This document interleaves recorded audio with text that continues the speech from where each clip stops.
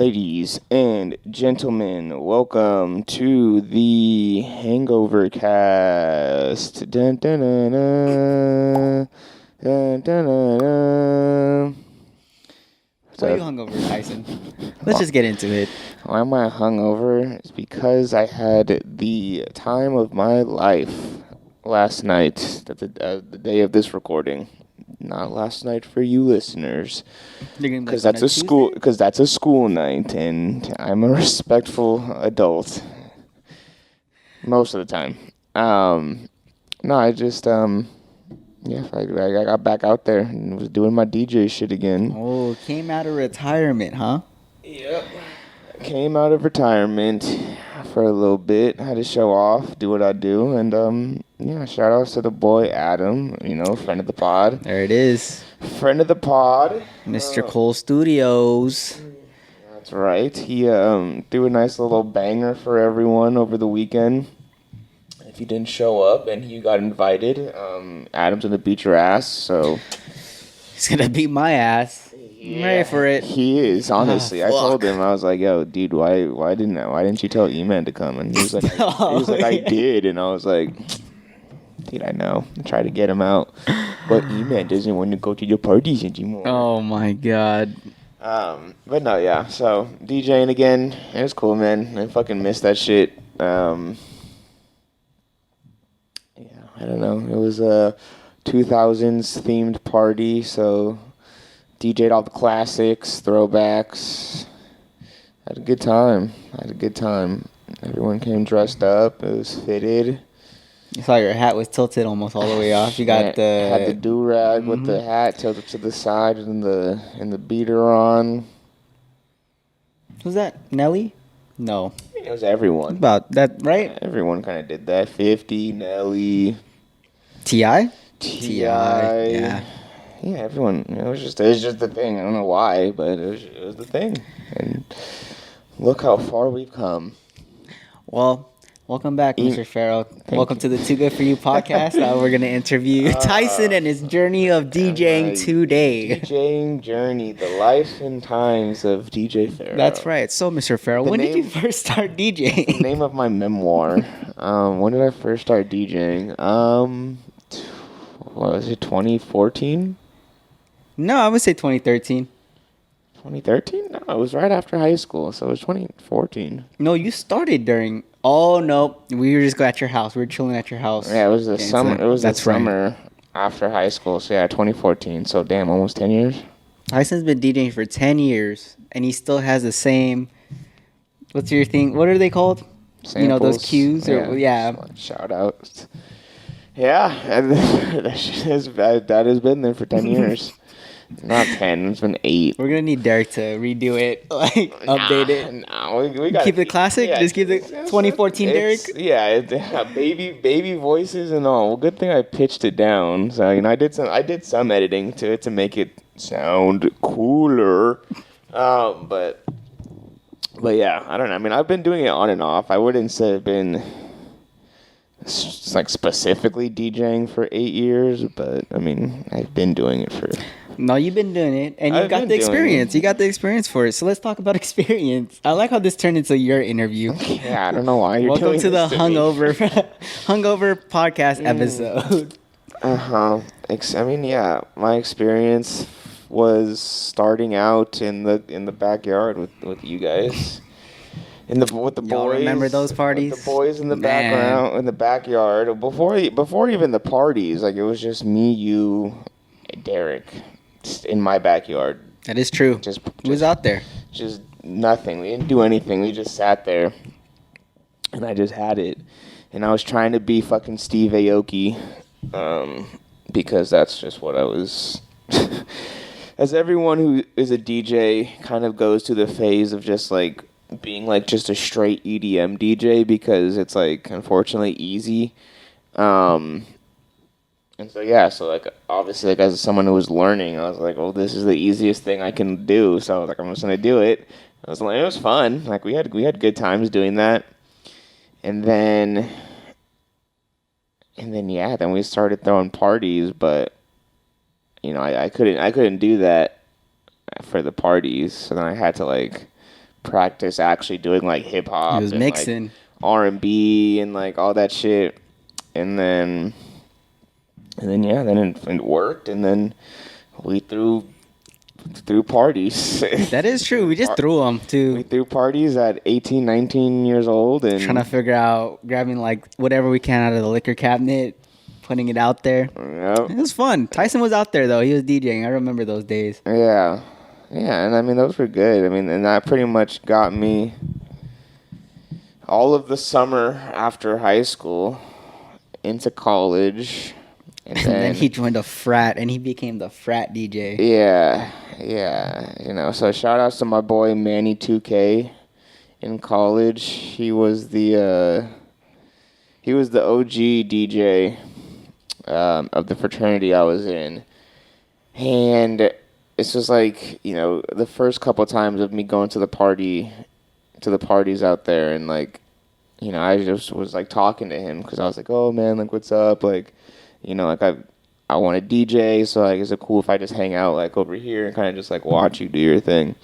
And he was like, yeah, like you DJ before, and like this was like obviously before like any sort of like actual like rush or like anything to like recruit. Like they were just throwing a party because it was like right when move-in day happened, so it was just like before school even started. So like technically they couldn't like rush me, but like, he was just like asking about me, like, oh, like.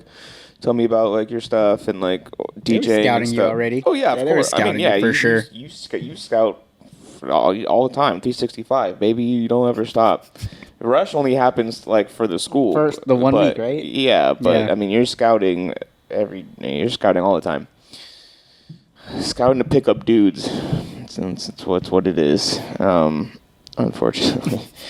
But so my boy Manny, we were doing that, and then that was like the first party, and then the next day they had another party, so we went back after going to some other parties, went back, I met up with him again, and then he was just like, hey man, like, you want to hop on for a little bit? And he's like, I need a drink, I'm gonna go get it. Yeah, and I was like, holy shit, like I've never DJ'd like a actual like, well, first I was in college, so I've never DJ'd a college party, and then like, because all of our parties were just like people that we knew in the backyard, and it was just like, yeah, like I could just do whatever. Because like, no one cared. Like, I mean, obviously I played good music and did my job, but like I wasn't stressed. But yeah, that first night I DJ'd a party, and it wasn't even like my stuff. It was like his music and all that shit, and I DJ'd it for a little bit, and everyone was kind of like, oh, this guy's pretty sick, and I was like, cool.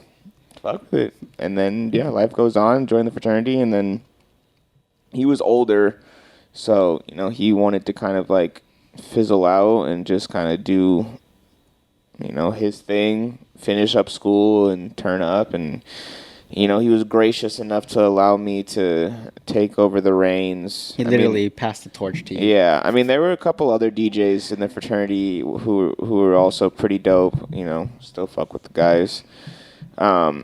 And I'm sure, like, before me, like, they, all kind of, like, switched on and off. And, yeah, I mean, like, if I couldn't DJ a party for whatever reason, like, they would... substitutes. Yeah. Hey, can you take my shift? Yeah, I mean, that's exactly how it was. It's like, hey, man, I'm not going to be able to do the party tonight. Like, can you do it? And then someone else would have to step up and do it.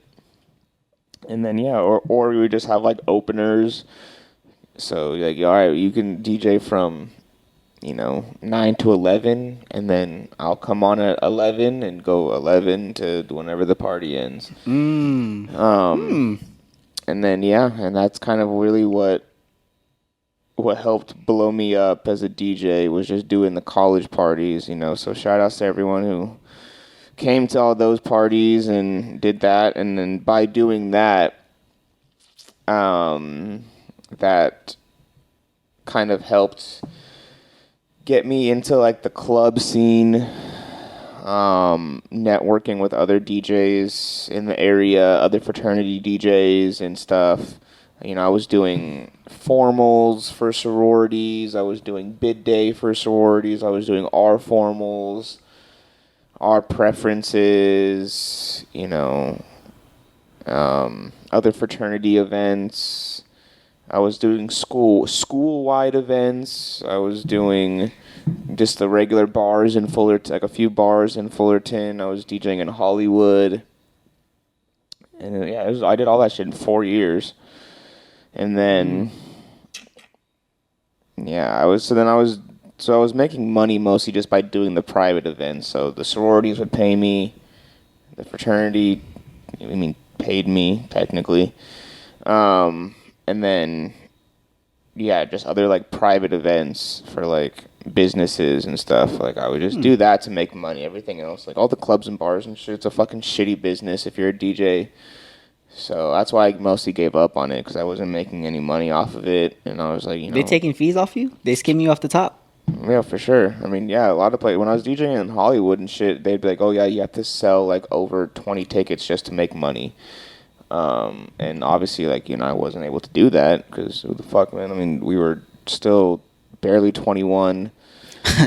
And no one wanted to drive all the way out to Hollywood. So I was like, fuck, I mean, I don't know, I guess. Like, I'll try to sell some tickets, and I would sell like 5 tickets, and then I'm just like, well, guess I'm not making money tonight. So, but still gotta drive out to Hollywood by myself and do work. So, and yeah, so, whatever, man. It is what it is, but yeah. And then after college, it was still kind of the same thing. I obviously wasn't doing a lot of the, parties anymore because I wasn't in school, but still trying to do a little bit of private events and whatnot, and then it's kind of moved on to different avenues of life, and still did it for myself, and then. But yeah, then life hit. Yeah, that's what it is. That is what it is. I don't do it that much anymore, but. Every once in a while, I like to get back out there, do my thing. The return. It's a return. Yeah, but yeah, I don't know. It's an interesting business or interesting field, to say the least. But I love it. It's cool for me. I love it. It's cool. No, like the way that she sounded. Like, yeah, because I mean, it's okay. like I said, like if you're looking at it as a business aspect, like it's a shitty business. Like like all entertainment is a shitty business. Like if you're a rapper, singer, like you need that breakthrough. The music industry is a fucked up industry. So it's like acting, like any sort of thing like that, like it's all fucked, right? People are gonna take advantage of you. People are gonna fucking lie, cheat you, whatever. And you're gonna do what you need to do to break out into whatever. But you still gotta do it. Like you're not gonna turn down jobs, because if you turn down jobs, then you're not doing it. You're not doing what you want. So it's like, yeah, I'm gonna take these jobs and make no money off of it. But I'm like, dude, like, this is what I want to do, and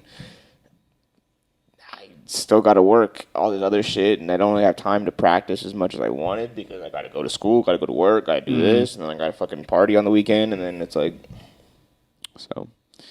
But yeah, it's cool. I mean, I threw some banger parties in college.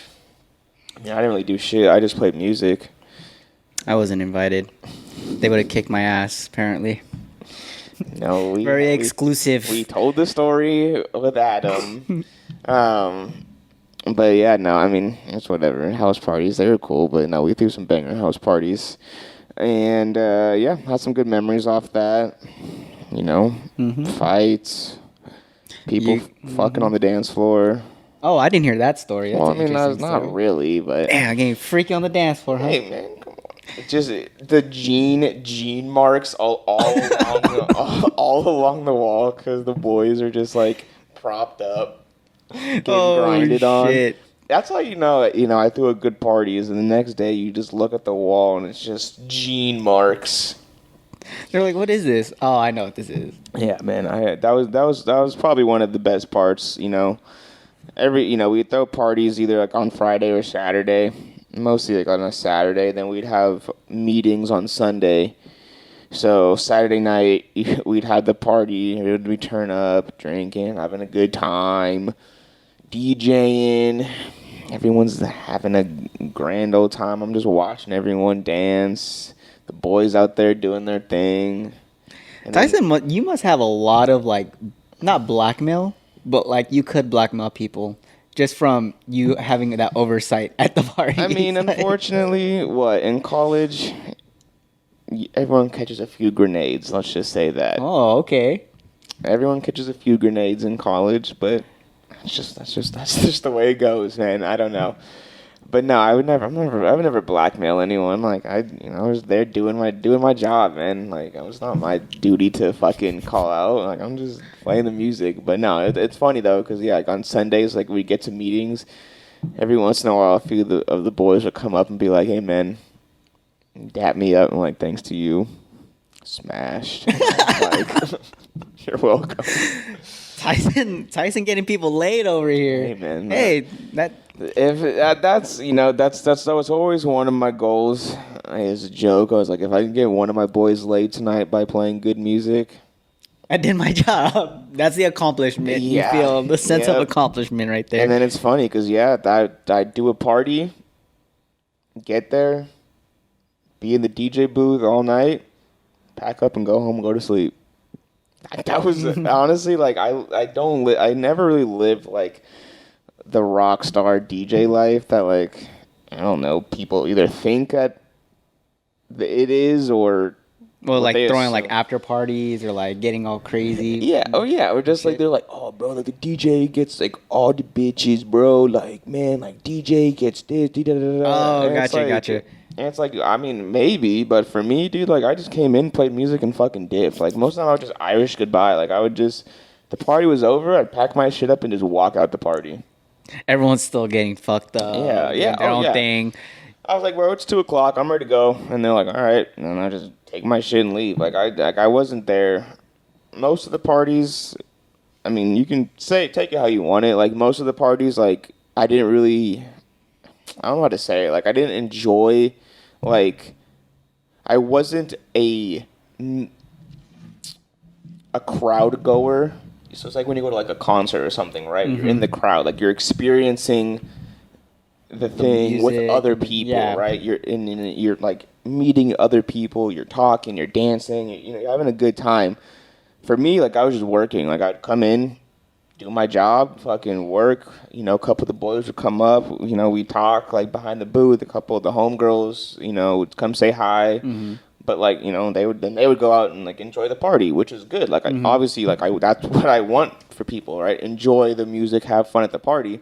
So like I really probably only experienced like the first like weekend of college of like just being a normal person at a party, and then maybe like a handful, probably less than 5 other parties in my whole college career where I was like where I just like today like I'm taking the whole day off, like you guys can just handle That's it. That's a blessing and a curse, my dude. Like I DJ'd at almost every fucking party, Oh my god! Unless like it was the only times I didn't DJ a party was if like I was away like on a trip or something, or I had to work for whatever reason like that night. Those are the only, but again, like I never really worked that much because I was in college. So I worked part-time and I was like, yeah, I can't work like weekend nights. And they're like, okay. And most of the places closed before the parties even started. So like sometimes I would get off of work and go straight from work to a party. Work outfit and everything just, all right, let's go. Yeah, I would just be DJ. Like, yo, just, I'll give you the stuff.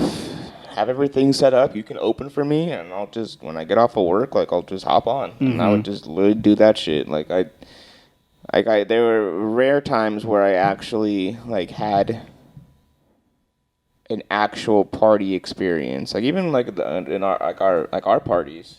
Yeah, no, you were behind the booth most of the time. Most of the time, like I would come out because again, same thing. Like when it was like with our friends, like I could do that. Like I could just hit autoplay and then just like walk around and like not really care because again, like it's not like a big deal. And I'm sure even then it wasn't a big deal either. But like for me, like I was just really trying to like be a DJ. So I was like, I gotta do this. Like I gotta be here and I gotta work. Yeah.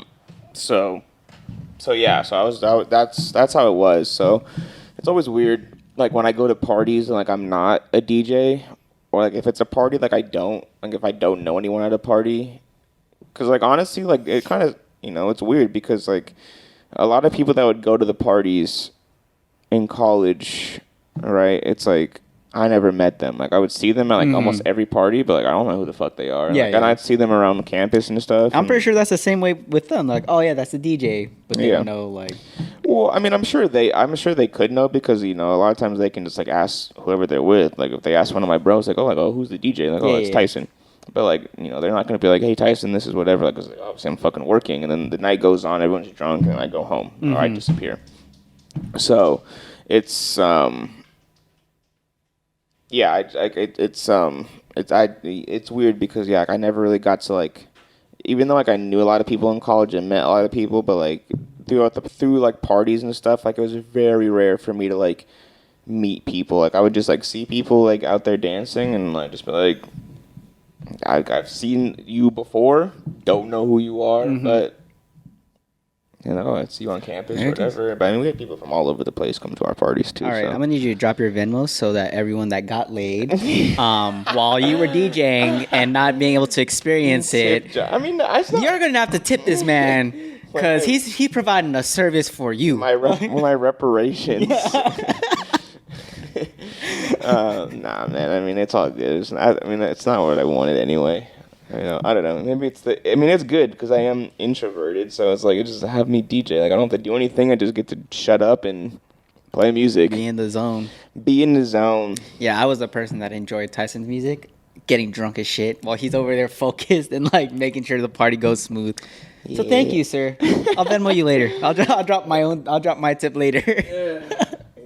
It's all good, man. Yeah, I mean, that's my thing, though. As a DJ, again, for me, it was never really about, like, the business or money aspect of it. Like, I definitely, like, realistically just enjoy doing it to make people happy and to, like, watch people have fun because, like, we've gone to places where the DJs are absolutely garbage. Yeah. We've gone to places We've been to professional places, too. We've been to places where the DJs are, like... like they're not good, and I come off so fucking pretentious on this podcast because I'm like, it's your dude, podcast. I know, my movies are so much better. My whatever, yeah, fuck it. I talk my shit exactly. But yeah, so it's like we'd go to places and I'd be like, just listening, and I'm like, dude, like this is garbage, like this is trash, like. If I can do it, then I'm upset because it's like if I can do it, like why aren't I doing it? You know what I mean? Yeah. Like how the hell did you get up here? Yeah, it's like I could definitely do this, if not better, and it's like so yeah, maybe it's one of the reasons why I just don't like going out is because I'm like always like I'm critiquing everywhere I go to. Like I at this point I can really only honestly go to like shows now, like where it's like a professional. So you don't like clubs? You don't like the club DJs? I hate clubs. I mean, it's not like I don't have beef with people. It's just like some clubs have good DJs. It's true. Like there's some clubs that have real good DJs, and props to them. Like there was another guy last night who was DJing with me. Really good guy, really good DJ. If he was at a club, I would have fucked with his shit. No doubt about it. He's a good DJ. But there are clubs that you go to that have shitty DJs, and so I just don't want to I don't know unless I know the DJ who's gonna be there, I'll go. I just don't like going to some place where it's like I don't know who the fuck is this, because if I go there and it sucks, I'm gonna be just irked all night and be like, yo, this fucking I'm just annoyed. Like this DJ sucks. I was there one time. I know. I was like the DJ sucks. Like I just want to go home now. Like I'm not having a good time. But yeah, so shout outs to DJing. It was fun. Will I say it saved my life? No, but it was cool.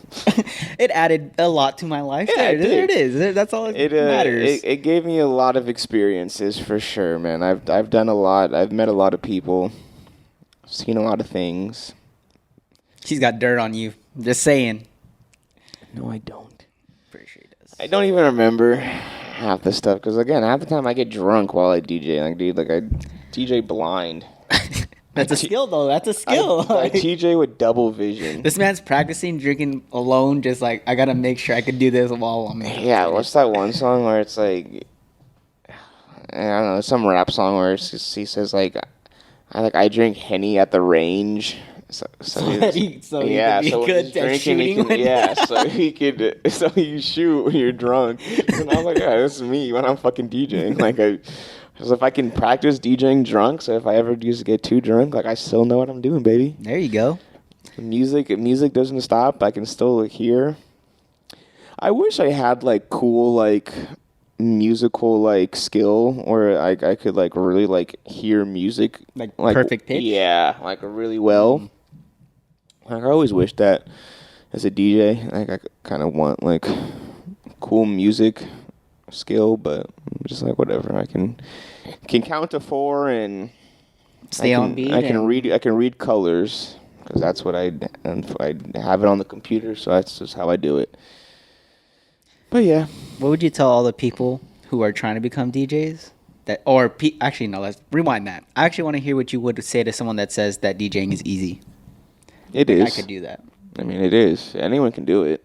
I'm not as pretentious as I am on this podcast. Like, you know, I don't feel the need to gatekeep anymore.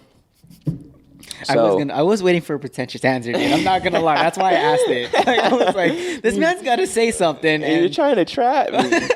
No, but I mean, like I said, what did I say in the beginning when I first asked like where I started? Like, if you want to start DJing, the easiest thing to do is just DJ EDM, bro. EDM is the easiest music to do it. It's 16. It's 8 bars and 16 bars. If you can count to 4. And the beautiful thing about like EDM, like house music or stuff like that, like it's very like just bare bone musical, like musically wise. Like obviously like there's a lot of stuff in between, but it's a lot of just like bass kicks and claps. That's all you need. That's all you need to know as a DJ, right?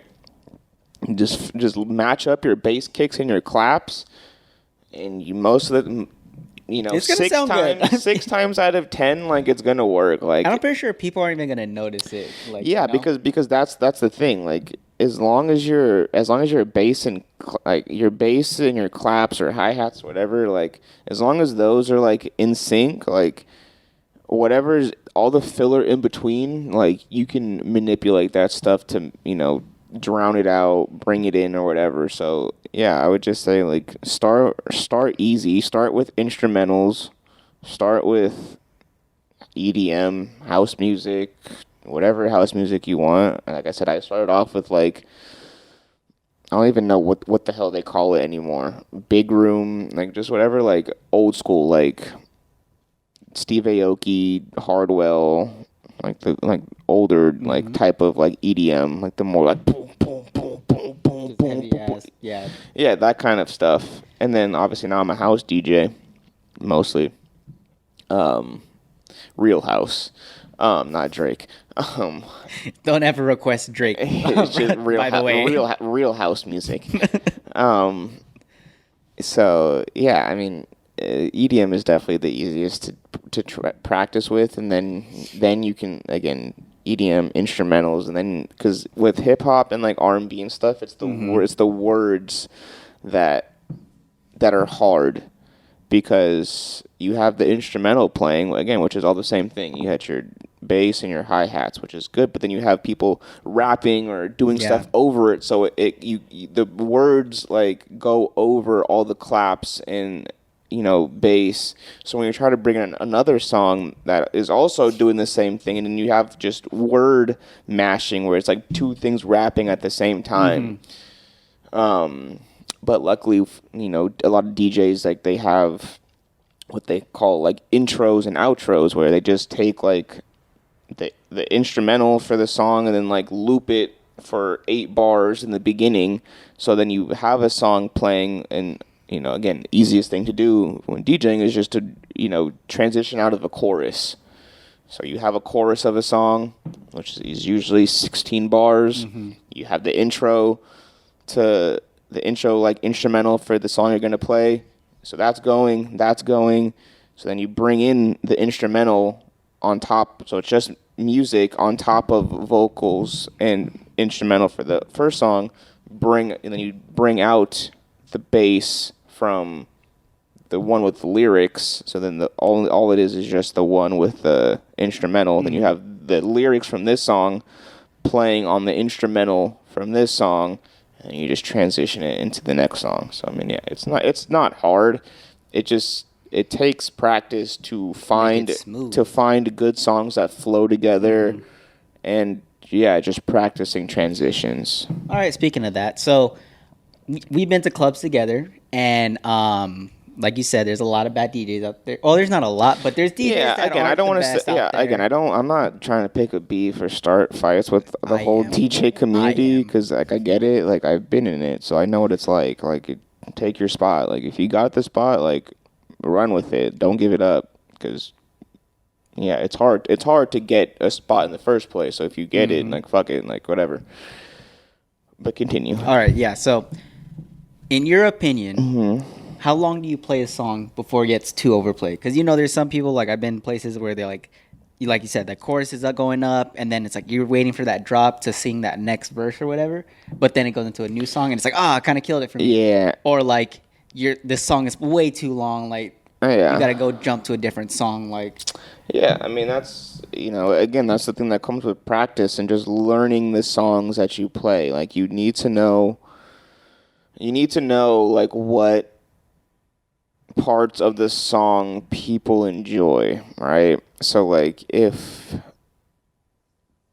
say, like, it's I don't know, because there's only thing I can think of, right? So just think of it, it's with, like, a Drake song, and there's like a feature, like it's Drake featuring someone, and the feature like is like the last part of the song, but like most people like are kind of like whatever about like the feature, don't play that part, right? Or if the feature is first, what you can do is you can skip just to like a part that people know. So the main thing you want to do, for me at least, it doesn't really matter how, if a whole song is good and like people like know a whole song, you can play a whole song, because that's what it is. It's, you want to have, it's crowd work. Like it's like comedy, right? You want to have good crowd work. Like it's, you gotta see the crowd's vibing, you gotta see what the people are going with, right? And if you start a song and if the whole club starts singing the song, don't cut the song short. Like, let the people enjoy the moment, and then you just gotta, when the song is like, I'm not saying you don't have to play start to finish, like, but play the 80% of the song, because people, are gonna, people are gonna do that. Vibe with it, sing with it, dance to it. I get you. Yeah. So hear that, DJ Khaled? there's I don't think there's a right answer. It's just you gotta just read the crowd, because there's plenty of times where I've played songs where I'm like, oh, this shit's gonna slap, and no one gives a fuck about it. So, and I'm like, all right, I'm not gonna play it any longer. Like, I'm gonna get out of it as soon as I can, because if no one's fucking with it, like, there's no point to play it. So just having awareness of the crowd and what they're vibing with. If like I said, if they're singing the whole song, just let them do it, man. And then just keep going. But I'm not saying you play every song like that, because a lot of songs, most people only know the chorus or like a few parts of like a verse, and it's mostly the beginning, because most of the time at the end, people like people's attention span. People's attention span is like 2 seconds. So if they like the beginning of a song, that's all they're gonna like know, memorize and stuff. It's like most diehard fans of a song or whatever, right? So mostly, general rule of thumb, you do intro, first verse, chorus, second verse, and then come out on the second chorus. You hear that? All you aspiring DJs, Tyson putting out some knowledge for y'all. It's really not. I'm not. It's good practice. It's good words that you're telling, because like for them practice, you're doing it. But I didn't even ask, how did you even get into DJing? You just bought a fucking board and was like, let's do it. Dude, I didn't. My fucking dad did, dude. Oh, okay. Okay. You're like, all right, this is fun. Let me. No, yeah, I don't know. My fucking dad. Because again, he wanted it for like his work to throw like client parties, because I don't know, he kind of wanted to relive some old passion in his life, I guess. So he was like, I wanted like DJ and stuff. So we went and got the first mixer that we were doing in the backyard. And when he got it, I was just like, well, I mean, it's here. Like, I might as well learn how to use it. It true. seems cool. And then, yeah, so then that's, again, like, obviously music has been a big part of my life since I was a baby. So I've always been, in love with music. And this was, again, kind of around the time 2013, 14, where I was really just, getting into, like, the whole, like, EDM scene again. Because, like, there was a time, like, like, middle school when I was listening to, like, early dubstep, right? Early Skrillex, Flux Pavilion, like, that old shit. But I wasn't doing anything with it. Like, I was just listening.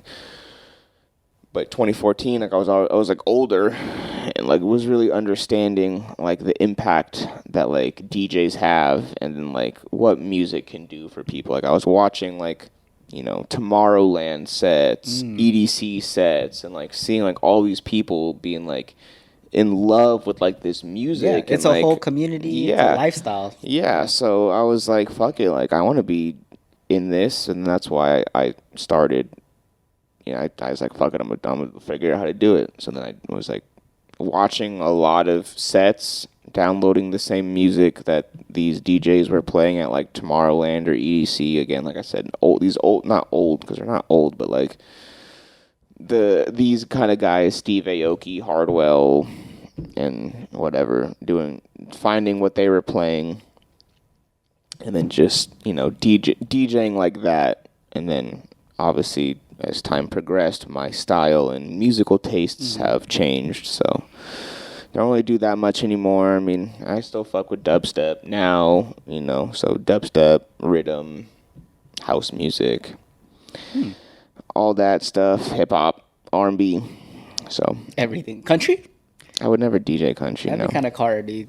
Get a mechanical bull, throw a country party. How do you think country clubs do it? That's what I'm saying. They The have only way. DJs. Fucking PBR and bull riding. But yeah, no. I mean, I obviously, at this point in my life as a DJ, another reason why I don't do like bars and clubs and shit is because I don't want to DJ for other people, in the sense of like I don't want to cater to Becky. It's like who wants to hear Drake? Yeah, or to Bad Bunny. Yeah, to or Becky whatever. and Becky and her 4 friends that pulled up in the Honda Civic. Yeah. Like I don't care like what you want to hear. Like I don't care about you. Like don't come up to me and be like, "Oh, can you play Despacito?" Yeah. It's like, no, like I don't. Like wanna that's be not what out I'm there. doing. Like I'm here yes, I'm here to please people, but like. In your way. Yeah, you like want this. people to vibe with your yeah, music, it's with like your sound. it's like essentially it's like going to like an art gallery and then telling the artist like, "Hey, I actually don't like this. Can we change this?" It's like, no, like I'm doing this. Like this is my art. Like I'm doing this.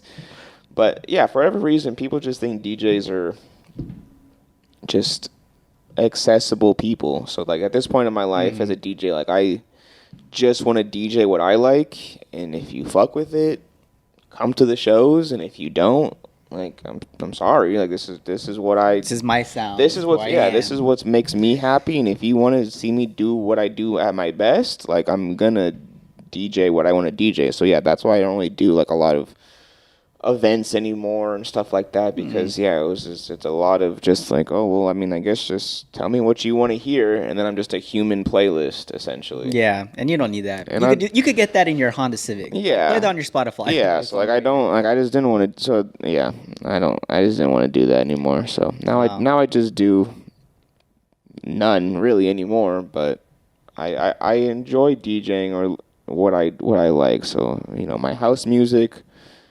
I DJ house music, and I want to be a house DJ, but I'm not gonna again at this point in my life, like I'm not gonna do the same thing I did when I was 20, 21, where I was just taking gigs because for the money or not even just to to do them, I'm not gonna take gigs just to take gigs. Like I'm gonna do things that align with me as an artist.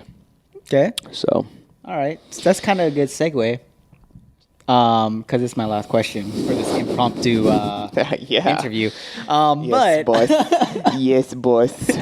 But so what can people expect for your return? So, like you said, you're not people pleasing anymore. You're people pleasing in a way that you want to people please, not to cater to them. Yeah. So, what can people expect when they see you perform, or if? I mean, honestly, nothing. Because like, I don't really have. I'm not like on like a comeback tour. Like, I'm not doing Not anything. yet, like, anyways.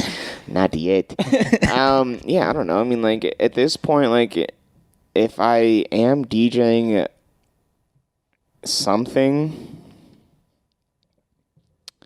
I don't know. I mean, again, like I still need to follow the quote unquote rules and be like, okay, like, well, what kind of event is this? So like I said, yesterday's it was like a 2000s party, so I was playing 90s and 2000s. Like No song request. yeah, people were coming up to me and like asking me to do stuff, and I'm like, I hear you, but like at this point again, like I'm not gonna like, I don't really care, like I'm not gonna do it, and then you can get upset or whatever, but yeah, at this point I just want to do house music. So if I have the opportunity and the means, like it's gonna be mostly house music. I mean, hip hop is still good, but I as a DJ, I kind of just want to do house music now. Like I'll still listen to hip hop and stuff like every day, but as a DJ, I kind of want to get back into the electronic music scene, just because it's fun, man. Like the people out there are great, and people in the hip hop community, like DJs and stuff, like they're not kind of dickheads. So damn.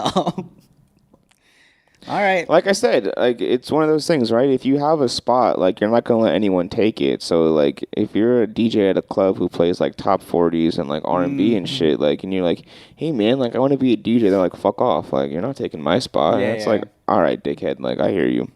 And that's his origin story, the villain origin story. Yeah, that's why I come back and you take his spot and everything. Yeah, that's why I fucking hate everyone. It's like I tried so hard to like, you know, make these connections with people in the community, but everyone's just like, I mean, you can, you can say it for like any industry, you know, really, like photography, like any sort of like thing like that. There are people who are just dickheads who are like, no, like I have my spot, like I don't need to share it with anyone, and like I don't care that you want to do it.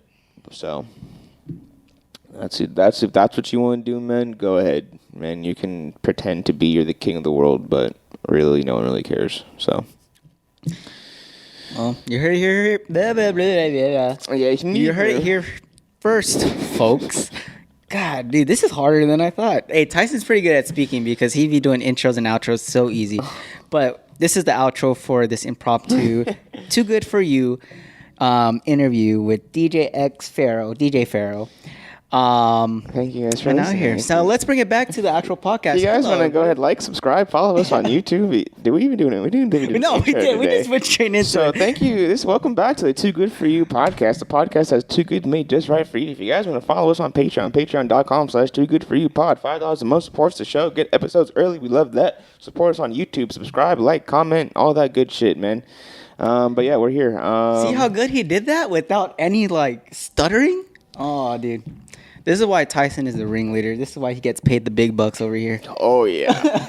all the money that we get from this fucking show. Thanks, man. Thanks for coming on to the podcast that you own. I'll see you later, man. You can take the rest from here. Where can they find you? Hold on. You can finish off the episode. Okay. But yeah, so that was my weekend and my story since Eman wanted to ask me questions. I did. It was a very impromptu interview, like I've been saying. But now people know. People know more about Tyson. Yeah, I guess. It's a journey. I guess. What else did I do this weekend? I went out to dinner for a friend's birthday in LA. Reminded me how much I don't really like LA anymore. You liked LA in the first place? Mm-hmm. Oh, Loved LA. I hate LA. Loved LA. LA was my shit, man.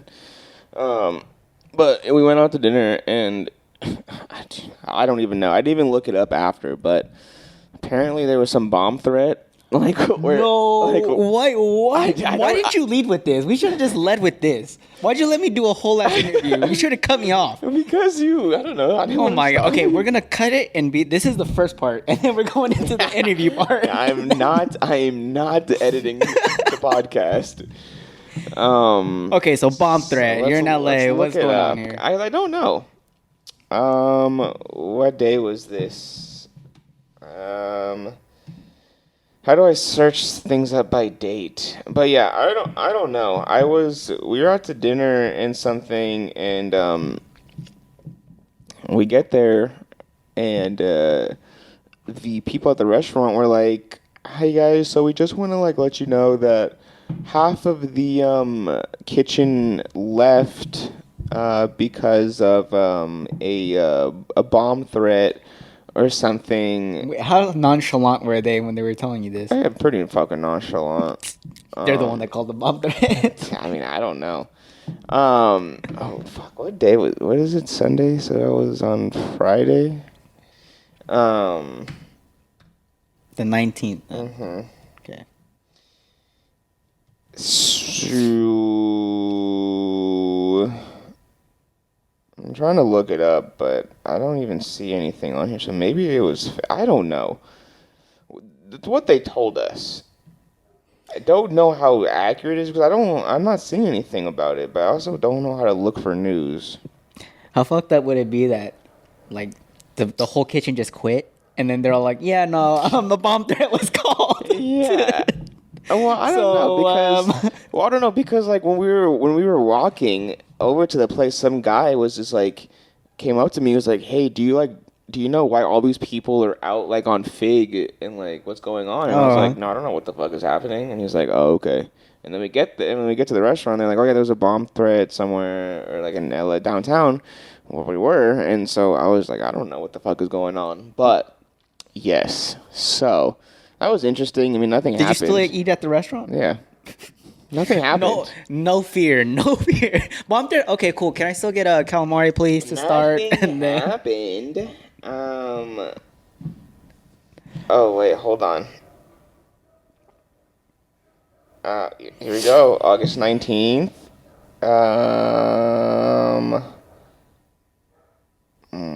This was in custody on Thursday. Yeah, dude, I don't fucking know, man. But whatever. So yeah, so that was the thing that happened while we were out there, which I wanted to get back into the question of, remember in school all of our drills? Oh, fire drills, earthquake drill. What was your favorite drill? Shelter in place, fire, earthquake. I think my favorite one was probably I think it was earthquake. Only because Earthquake was sick. Yeah, because like you go, you duck table, under, you're over everyone here. is just like you're just looking at each other yeah, like, just like laughing. Yeah. And then like you're just crashing, and then after that you get to leave the class and like waste more time. Like there was I think I remember at a certain point like they stopped making us like leave the classroom like after like earthquake drills. Like I remember like we just did the earthquake drill and they're like, okay, like all clear. And then it was like, all right, get back. You sit back up in your desk. That's fucked up. What if a real drill happened and these kids are like, all right, it's over, and then like they just get up and like, I don't know, danger. But I feel this was like later, like way later on. Like there were plenty of years I remember doing the drills where fire drills we always went outside. Mm-hmm. Shelter in place drills we had to stay inside. What was shelter in place? That's like active shooter. Oh. Yeah, that's a real drill now. That's a real thing. But yeah, it was active shooter drill. What did you even called do? them shelter. What did you do? You just got under the desk, right? No, you turn off all the lights, lock the door, and then like you would sit. So like most of the doors have like windows. Oh, you put like your backpack on one side, right? You would like sit like along the walls. Mm-hmm. So like you wouldn't like be at your desk. Like you would either go under your desk or you would like sit like along like the corners of the wall. So if anyone like looked in straight, so it's empty. Yeah, but obviously if you like look in and do this, then you can just like see fucking rows of kids. You're like, oh well, all right. Yeah. But yeah, I don't know. But yeah, so that's what it was for, I guess. But I remember. You just turn off the lights, lock the doors, and shut the fuck up. Yeah, no, they were like, shut the fuck up. I remember one time, my 8th grade year, there was a bank robbery down the street from my school, so we did have an actual shelter in place. Really? Because the person did have a gun. I don't remember if he actually did get onto campus. Oh, but wow. It was either it was very close to the campus, and so it was we did have an actual potential shooter drill Wait, go on. Elementary? This was middle school, 8th grade. Oh, that's even crazier. Oh, Well, I mean, it was a K through 8 school, so it was gotcha. elementary and middle school. But yeah, so it was. I was in middle shit. school. I remember everyone was like freaking out. Would you not freak out? I don't remember if No, I was. you're cool as a cucumber. You said a bomb threat. Let me get my order. Thanks. I mean, I don't, because I don't remember, because like I remember like if I was like, well, if it's not like on, if he's not walking around campus, like I'm not like too It's not a worried. big deal. Yeah, like I'm not like. You weren't acting cool, right? You weren't like, that's it. Just No, I mean, like obviously, like I was still doing the drill, but like. I was, I don't, maybe I remember, maybe I texted my parents and I was just like, hey, like. I love you, just in case. I don't, Unfortunately, I don't remember. But yeah, I do remember there was an actual one time we had That's a crazy. shelter in place. Not a drill, an active shelter in place. In those drills, or not even drills. Well, yeah, in that time, did you think of like looking around for like a weapon just in case? No. No? Oh, that's me everywhere I go. I mean, it was a classroom, so it was mostly desks. Staplers. You got a One yardstick? You got a yardstick? stapler the teacher had, because obviously kids can't be trusted with fucking staplers. So yeah, it was one stapler and a whiteboard. It was, Throw erasers. yeah, Expo markers. yeah. Take So that. no, I mean, I don't know. I don't. My initial response as an 12-year-old kid in 8th grade wasn't to fight a man with a gun. I guess it was just. Not wrong. Hopefully, I make it out of this. You're not wrong. Unfortunately, not to be morbid, but yeah, it's like I don't know. Like I as a child, my main thing, if it was an adult, my main thing isn't like, oh, I gotta figure out how to fight a man With a gun. Yeah. So. Yeah, but yeah, so I don't really remember too much. But all I remember is like people were fucking crying in the classroom and like shit, and I was just like, oh wow, all right. Here we go. I don't know if I'd be crying, but I think I'd definitely be freaking out. But like I said, yeah, I don't exactly remember like if it was the person was actually on campus or if it was just so close to the school they did it just in case, because like obviously he did it and was like on the run, so just in case. But obviously he still have to tell these kids like, hey guys, there's a man with a gun around, so. Yeah. We're gonna do this, and everyone's like, No, I get you. There's only one time where I've actually been scared, like, for a scenario like that, and that was in high school for like the little race Dude, wars. I loved that. You remember that? You remember that, right? That. The little race wars and shit. God. I was like, that was the best part of high school. bro, that shit was kind of scary, dude. What side were you on? See, that's the fucked up part. Like, I'm not trying to be on any side. And then, like, you got Asians versus Mexicans. And I'm like, yo, like, half and half here. Can't really do shit, It was blacks versus Mexicans. No, fresh, bro, all of them were Mexicans versus something. Like, Mexican versus Samoan, Mexican versus black, and then I think Mexican versus Asians. Oh, man. I was like, dude, y'all giving us a bad rep. Good times. Yeah, dude. I remember they were like, oh, yeah, like, people bring knives to school and shit. Or, like, after school, like, you had to watch out because you got, like, these fucking gang members pulling up. Yeah. Did you get searched in class? I've never. No. That year? No. I did. You did? Yeah. Crazy story. Statute of limitation, though, because there's some illegal things that went on in this story. So obviously, we're in high school, right? Okay. First period. I don't remember. I was in graphic design. That was my first period class as a freshman. It was graphic design.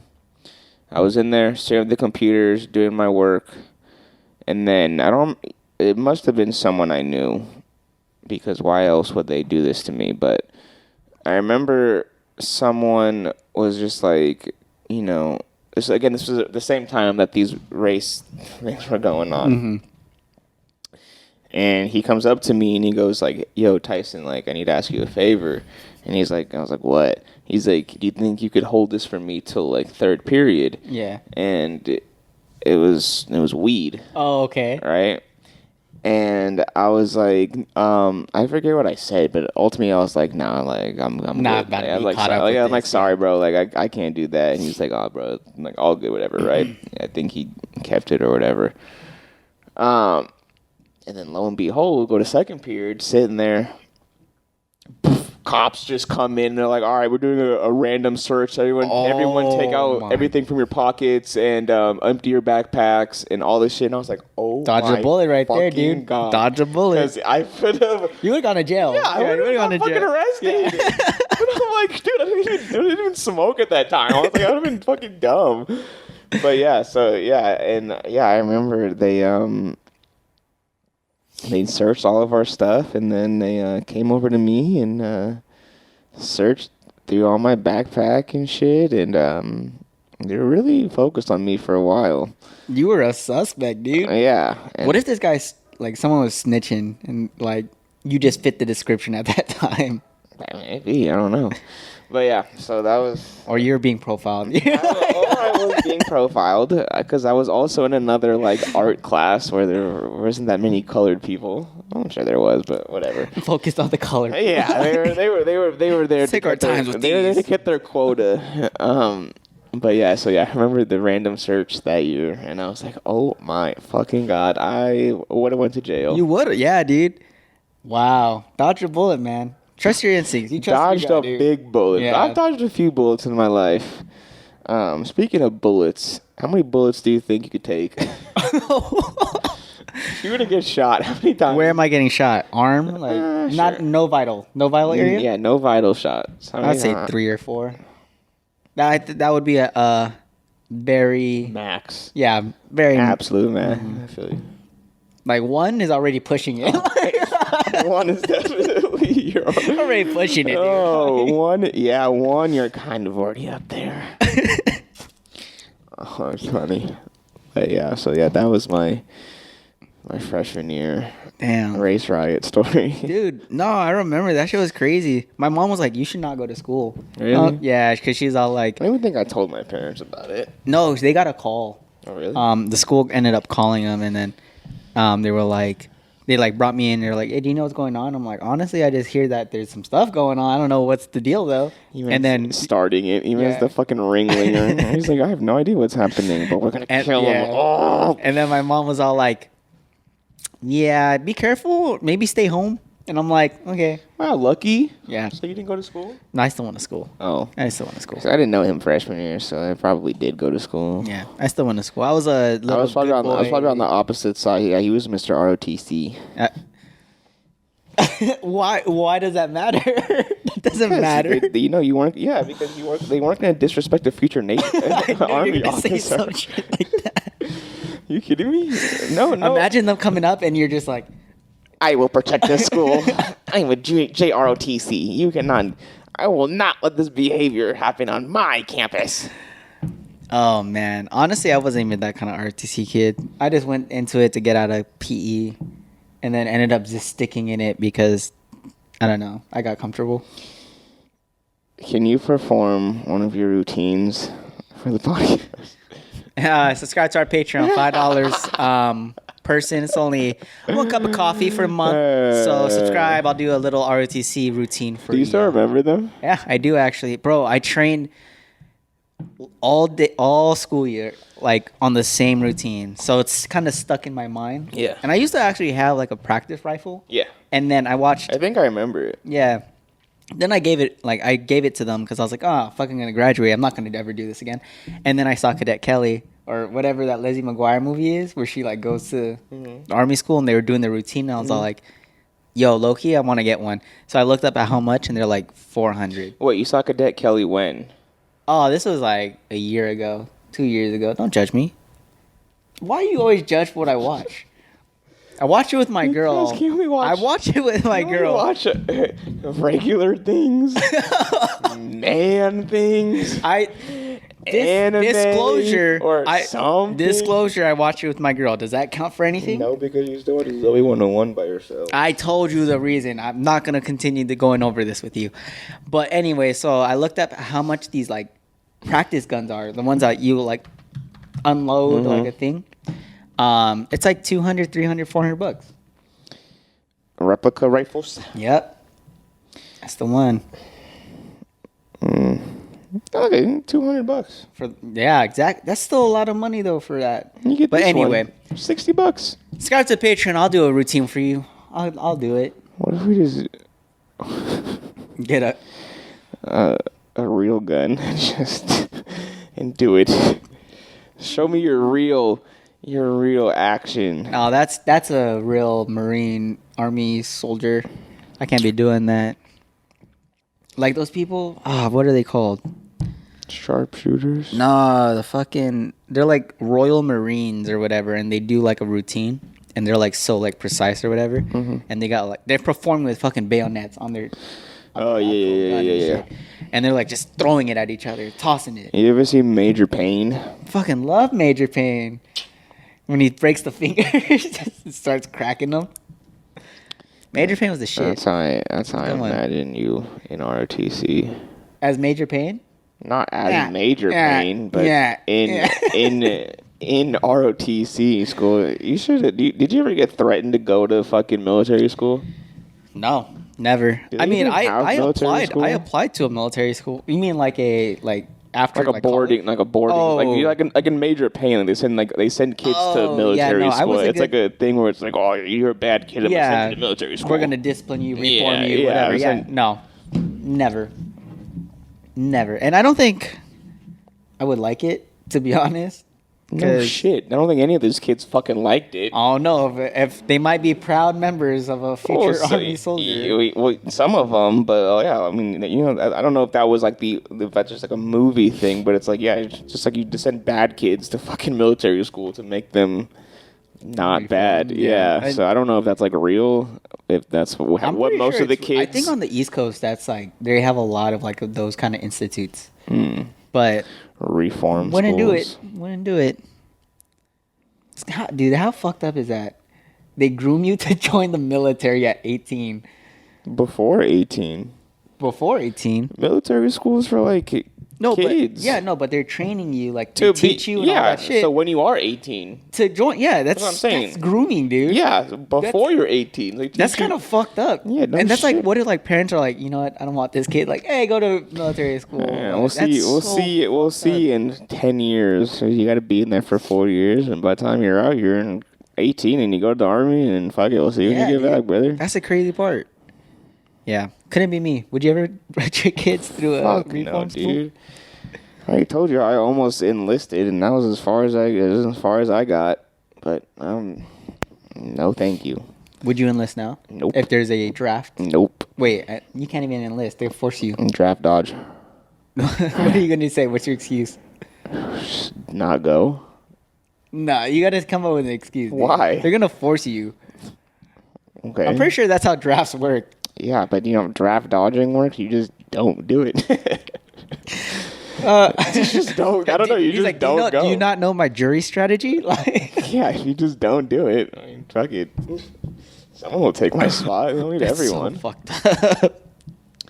Draft dodging. Let's see. Yeah, see, look, these people are just chilling. Well, I mean, I'm not going to I know they couldn't draft any people in universities. They couldn't draft any people with like physical disabilities or mental disabilities. So that's what I'm saying. Like, what would you do? Like, what would your excuse be? But if you're gonna dodge it, just dodge it. All right. Yeah, I mean, these people did go to jail for it. Convicted against 4,000 violators. 87. Wait. Oh, 2 years each. It's 2 years each. I was like 87 years for dodging it. That's crazy. Oh my god. 8,700 Oh years. wow. But yeah. So I mean, I don't know. Knowing and willful refusal to present oneself or submission orders is vulnerable for 5 years in federal prison or a fine of $250,000.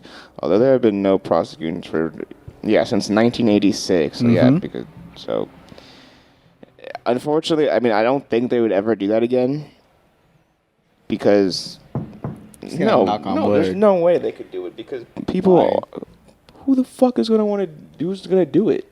All the kids now are fucking soft. I could only Oh yeah, no. No one's gonna. We're not gonna survive if they TikTok? Bring random people into the fucking. Yeah, no, army, they're gonna be having their phone influencing. Yeah, dude, they're gonna be fucking doing TikTok dances on the battle. Like, dude, there's no way they can do that. Especially, and, you know. Honestly, I respect the older generation because they're kind of hard. Like, hard asses. Being, you know, where we're at now in terms of like politics, like as far as left as we are, like. Back then, during like the Vietnam War and stuff like that, it was more, you know, like right wing. So people were like, "Oh, country, like let's do. I'm gonna go fight for my country." Now everyone is like, "Dude, I don't give a fuck. Like, I'm not gonna fight this war for this country. I don't give a fuck about us. So like, I'm not gonna go." Like, so the attitude of the majority, I feel like, of the people. Well, maybe it's just because I'm from California and that's in the West Coast is very liberal. That mentality is like that, but I'm sure if you go down south, there are plenty of people who be like, "I'll go fight for my fucking country." Though they can, I'm saying they can have it. You can take my spot. Yeah, exactly. There's plenty of people who will be willing to take a spot over someone else. Like, I'm not gonna fucking do it. So. Folks, that is our lesson for the day. Draft the Dodge and support us on all of our socials. Eman, where can they find you? Get me up on Instagram at Emmanuel. Everything else I don't want you to find. How about you, Tyson? Beautiful, folks. You can find me on my socials at DJX Pharaoh. And again, all of our stuff for the podcast is at Too Good For You Pod. Find us on Instagram. All the links for everything you need are going to be in the bio. Catch you guys later. Peace.